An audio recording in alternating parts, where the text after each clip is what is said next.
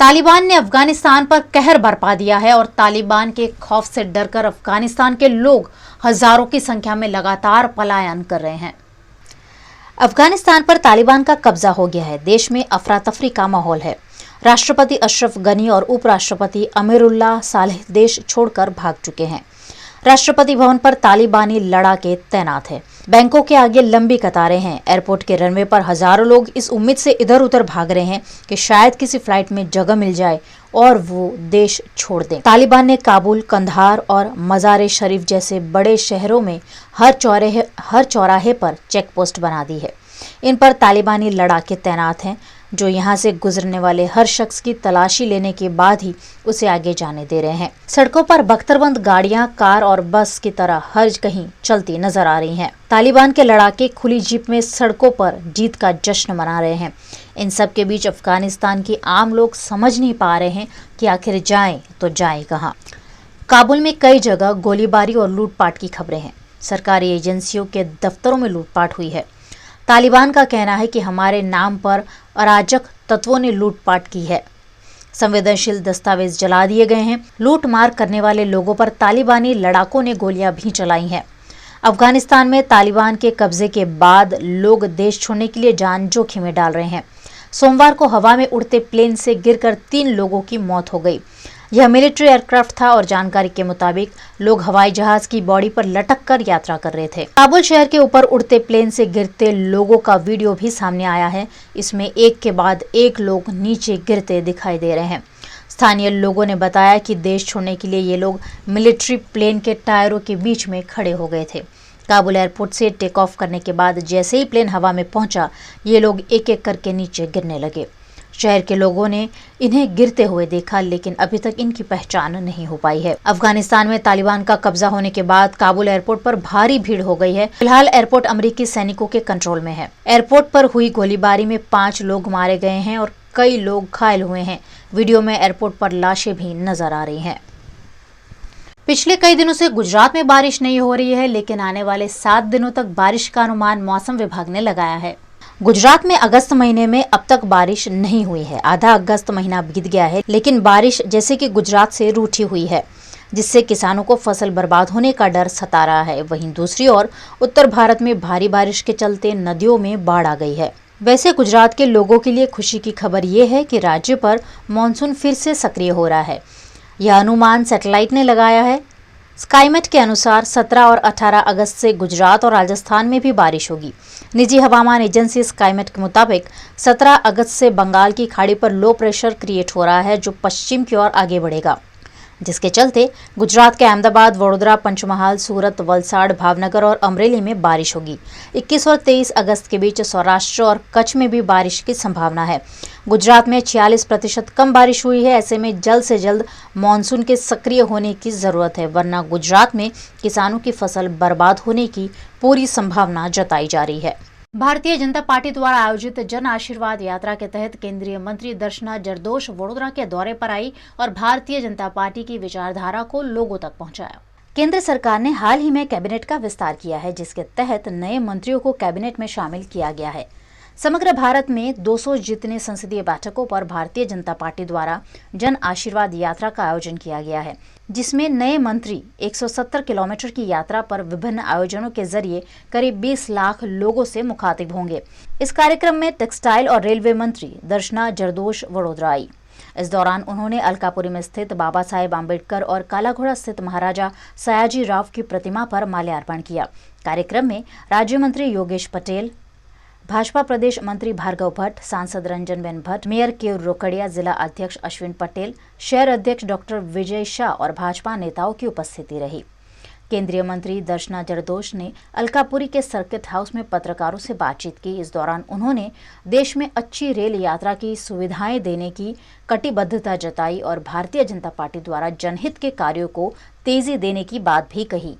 લોકસભા હોય, અમારી વિધાનસભા હોય, અમારું કોર્પોરેશન હોય, તો બધાની અંદર લોકો હતા. કોવિડના સમયમાં જ્યારે ભારતીય જનતા પાર્ટીનો કાર્યકર્તા હતો ત્યારે કઈ ચૂંટણીની તૈયારી હતી. એટલે અત્યારે અમારી જે જન આશીર્વાદ યાત્રા છે એ ફક્ત ને ફક્ત અમને એવું લાગે છે કે અમને અન્યાય થયો છે કે અમારું ઇન્ટ્રોડક્શન જે લોકસભાના માધ્યમથી થવું જોઈતું એ પ્રોપર થયું નથી, અને એના જ કારણે લોકો સુધી અમે અમારા વિસ્તારમાં અમે જાતે જઈએ અને જાતે એમનો જે ઉત્સાહ છે, એમને જે ઓળખ કરવાની છે, અને ફક્ત આ આશીર્વાદ અહીંયા સુધી પૂરતી નથી રહેવાની. ત્યાર પછી આખું ગુજરાતનું માધ્યમ છે. અમે પણ એવું નથી કે હું આજે કચ્છ નથી જવાની, કારણ કે ત્યાં કચ્છના આર્ટિઝન છે, ત્યાં પણ મારે જવું પડવાનું છે. રેલનું ઇન્ફ્રાસ્ટ્રક્ચર ત્યાં પણ છે, સૌરાષ્ટ્ર પણ જવું પડવાનું છે. દરેક મંત્રીઓ આખા ગુજરાતમાં ફરતા હોય છે, અને જ્યારે કોઈ પણ જગ્યા પર ગુજરાતની વાત થતી હોય તેમાં ફક્ત ચૂંટણી આધારિત તૈયારી નથી હોતી. અમે કાયમ ભારતીય જનતા પાર્ટીનો કાર્યકર્તા પ્રજાની પડખે છે, પ્રજાની સાથે છે. અંત્યોદયની યોજના, સામાજિક સમરસતા, નેશન ફર્સ્ટ, એને માટે જ અમે કામ કરીએ છીએ. અમને એવું ખબર છે સંગઠનના પ્રમુખ શ્રી સી આર પાટીલજી છે ને એ લોકો નક્કી જે પ્રમાણે કરશે એ પ્રમાણે, એ આદેશ પ્રમાણે અમારે બધા સંગઠને કામ કરવાનું. સંગઠનના પ્રતિનિધિઓ બેઠા છે, ચૂંટાયેલા પ્રતિનિધિ બેઠા છે, સાંસદ આના રહેવાના છે, અને મેયર પણ આના જ રહેવાના છે. ધારાસભ્યો પણ એ લોકોની સાથે જે રીતે એ લોકોનું પરફોર્મન્સ છે એના આધારિત આગળ વધવાના છે. એટલે ચૂંટણી તો ભારતીય જનતા પાર્ટીના નેજા હેઠળ જ લડાવવાની છે, અને ભારતીય જનતા પાર્ટીનો જ વિજય થવાનો છે. બધા ચહેરા અમે જ છીએ ખુદ. ખૂબ સરસ. બંને વિષયની અંદર અમને બંને MOSને જવાબદારી સોંપી છે. બંનેના રિવ્યૂ હું લઈ ચૂકી છું, અને એની ટૂંક સમયમાં જાણકારી આપશું. દાનવે સાહેબ ફ્રેટ કોરિડોર જોઈ રહ્યા છે, અને ફ્રેટ કોરિડોરની અંદર જે મેઇન જે જમીન અધિગ્રહણને મુદ્દે જે સ્ટેટસ હોય છે રાજ્ય સરકારનું, કારણ કે કોઈ પણ યોજના ત્યારે જ સરસ રીતે પૂરી થઈ શકે જ્યારે રાજ્ય સરકારનો રોલ પ્રોપર હોય. બુલેટ ટ્રેનની બાબતમાં પણ એવું છે.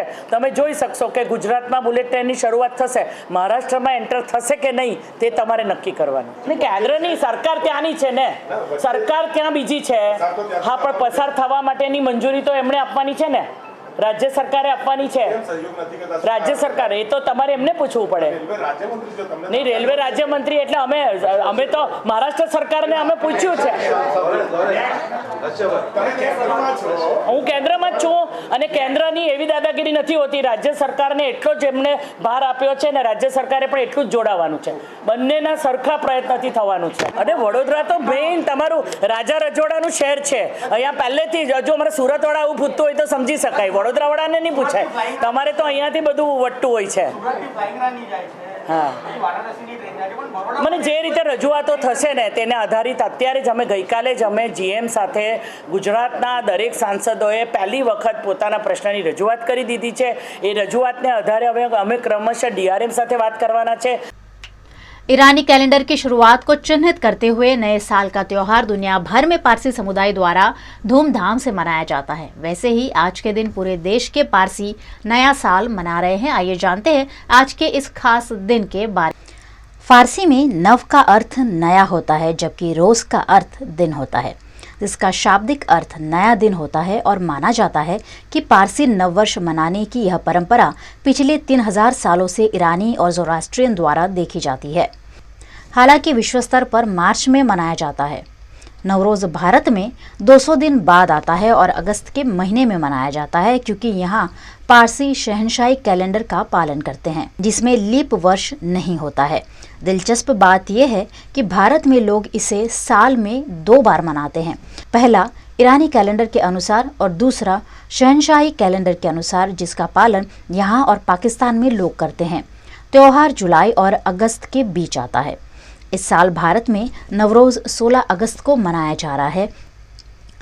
2 राज्यों में रहने वाली एक बड़ी पारसी आबादी के चलते भारत में महाराष्ट्र और गुजरात में सबसे प्रमुख नवरोज़ समारोह होते हैं। इस दिन लोग अच्छे स्वास्थ्य और समृद्धि के लिए प्रार्थना करते हैं, क्योंकि वे अपना दिन अपने घरों और अनावश्यक वस्तुओं और विचारों को साफ करने में बिताते हैं। पारसी अपने पारंपरिक परिधान में सजते हैं, अपने घरों को रोशनी और रंगोली से सजाते हैं और स्वादिष्ट भोजन तैयार करते हैं। वे अपने घरों में मेहमानों का मनोरंजन करते हैं और अपनों से मिलने भी जाते हैं।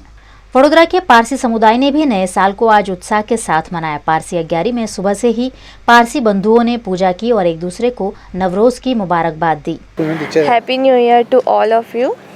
नवरोज़ मुबारक। તમારું આ નવું વર્ષ ખૂબ ખૂબ સારું જાય, એકદમ હેપી, હેલ્ધી, વેલ્ધી ને સેફ જાય। એવી અમારી શુભકામના છે. आज हम पारसियों का नया साल है, इसे हम लोग नवरोज़ भी बोलते हैं. So happy new year to all my Parsi friends and colleagues. We have come from Sanjan and we have settled in India and we have commingled with all the Gujaratis and all the Indian community. So we are happy and we always serve our country. We always serve our community. We are very thankful to our motherland. Corona guidelines के मद्देनजर वडोदरा की ताजिया committee ने 9वें और 10वें चांद को ताजिया जुलूस नहीं निकाले जाने का ऐलान किया है. सब त्योहारों का सरकार गाइडलाइंस से जो मतलब में सरकार ने जो निर्णय लिया हैगा कि ताजिए 4 फुट के, गणपति 4 फुट के, दशमा बराबर सबके लिए एक ही डिसीजन लिया हैगा और वो डिसीजन पे हमको सब चलना हैगा बराबर. और हमने भी ताजिया कमेटी ने ये डिसीजन लिया है कि 9वें चांद भी घुमाने हम जुलूस लेके नहीं निकलने वाले हैं. 9वें चांद अलाउ घुमा के और वहाँ पे ही बिठा देने वापस. और 10वें चांद की जो बात हैगी तो 10वें चांद भी ताजिए को जगह पर ही मतलब में यहाँ से तालाब पे से पानी ले जाके और ठंडे कर दे रहे. उसके बाद का प्रोसीजर हम ताजिया कमेटी सब निर्णय लेने वाली है. लेटेस्ट खबरों के लिए यूं ही देखते रहिए VNM न्यूज़ और हाँ VNM टीवी की YouTube चैनल को लाइक, शेयर और सब्सक्राइब जरूर करें. और हाँ, इस बेल आइकन को दबाना ना भूलें. इसे प्रेस करते ही आपको मिलेगी VNM टीवी YouTube चैनल की सारी नोटिफिकेशंस और आप रहेंगे खबरों से अपडेटेड.